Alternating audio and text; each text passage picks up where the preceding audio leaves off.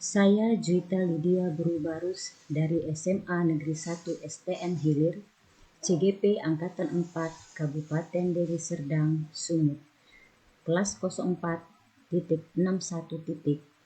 BPTK Penjas PK, Fasilitator Bapak Ferdi Anabokai dan Bapak Nugroho, dengan PP Bapak Maulana Akbar.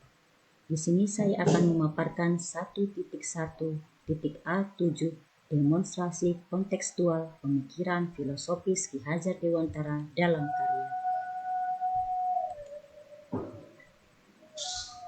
Salam dan bahagia. Bapak Ki Hajar Dewantara terlahir dengan nama Raden Mas Suwardi Suryaningrat, dikenal dengan nama Ki Hajar Dewantara, Bapak Pendidikan Indonesia. Tempat dan tanggal lahir di Yogyakarta 2 Mei 1889 dan wafat 26 April 1959. Adapun biografi beliau, pertama, berprofesi sebagai wartawan di surat kabar The Express, Rotation Hindia, Sehasa Timur, dan Kaum Muda. 2. Tahun 1908 aktif berorganisasi sebagai seksi propaganda Organisasi Budi Utomo. Ketiga, 25 Desember 1912, Bapak Ki Hajar Dewantara mendirikan partai politik pertama, Inisi Partai. Keempat, Juli 1922, Bapak Ki Hajar Dewantara mendirikan Taman Siswa sebagai gerbang emas pendidikan Indonesia sejak kolonial Belanda. Dasar pendidikan Bapak Ki Hajar Dewantara.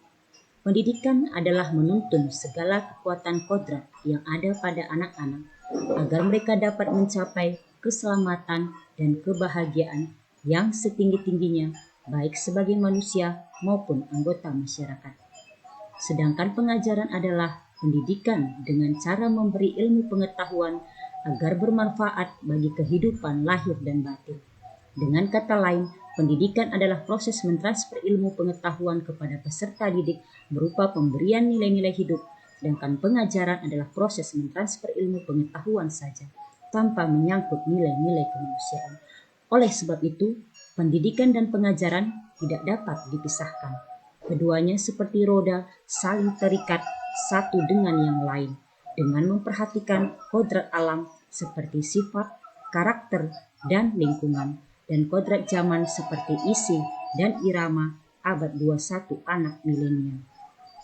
Sebagai pendidik, sebagai agen perubahan, sebagai penggerak, dengan melaksanakan konsep trilogi Bapak Ki Hajar Dewantara, yang pertama, Ingarsa Sung Tulada, menjadi pemimpin terdepan dan teladan dalam sikap, perilaku, dan emosi perkataan sesuai dengan perbuatan.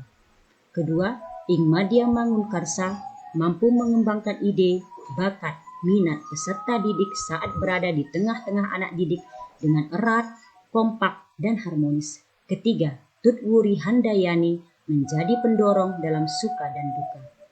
Dalam melaksanakan agen perubahan, memegang teguh 3 prinsip sebagai agen perubahan. Pertama, kontinuitas, bijak dan terbuka sebagai filter dan penyaring terhadap perkembangan zaman, dengan memegang kokoh akar nilai budaya yang hakiki. Kedua, konvergensi, memanusiakan manusia. Ketiga, konsentris, keragaman dan memerdekakan anak didik untuk berputar sesuai dengan orbitnya. Memandang anak dengan hormat, bebas dari segala ikatan, dengan suci hati mendekati anak, tidak untuk meminta sesuatu hak, namun untuk berhamba kepada sang anak. Berhamba kepada anak adalah tindakan yang paling tepat untuk melaksanakan proses pembelajaran. Kasih orang tua kepada anak suci, penuh hormat, tulus ikhlas, tanpa meminta balasan, sehingga memberikan kekuatan tersendiri kepada setiap orang tua untuk senantiasa memberikan yang terbaik kepada anaknya sepanjang hayat tanpa mengharapkan balasan jasa. Benar sekali, hati yang tulus dan suci kita berikan kepada anak didik kita menjadi magnet yang tak akan bisa terlepas, sehingga anak kita akan senantiasa membuka hati untuk kita didik dan ajar.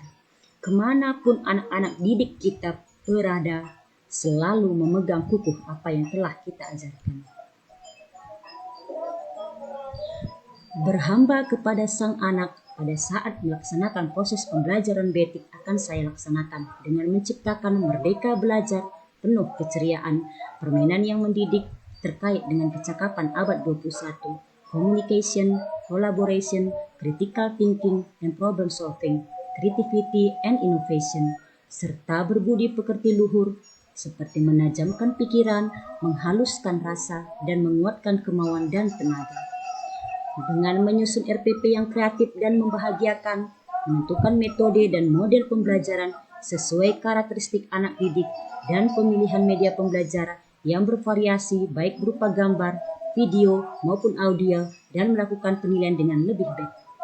Kedua, melaksanakan tutor sebaya untuk meningkatkan keharmonisan antar sahabat antar siswa di dalam proses pembelajaran. Ketiga, memutar musik pendidikan seperti pelajar Pancasila. Keempat, melaksanakan ice breaking. Kelima, membuat kuis dengan games word wall. Keenam, memberikan apresiasi. Ketujuh, memberikan hukuman berupa teguran yang membangun. 8, mengayomi bukan pendikte kekurangan dalam mendidik anak. Karena dengan mengayomi bukan pendikte akan memberikan kepercayaan diri anak. Harapan kita sebagai pendidik dan tujuan sebagai pendidik untuk menempa anak-anak didik dengan kepribadian cakap, unggul, terampil, berbudi pekerti luhur, dan bijaksana sehingga anak didik kita akan mencapai kebahagiaan dan keselamatan. Indonesia maju, ayo bergerak agen perubahan, berpusat kepada anak, merdeka belajar. Sekian dan terima kasih.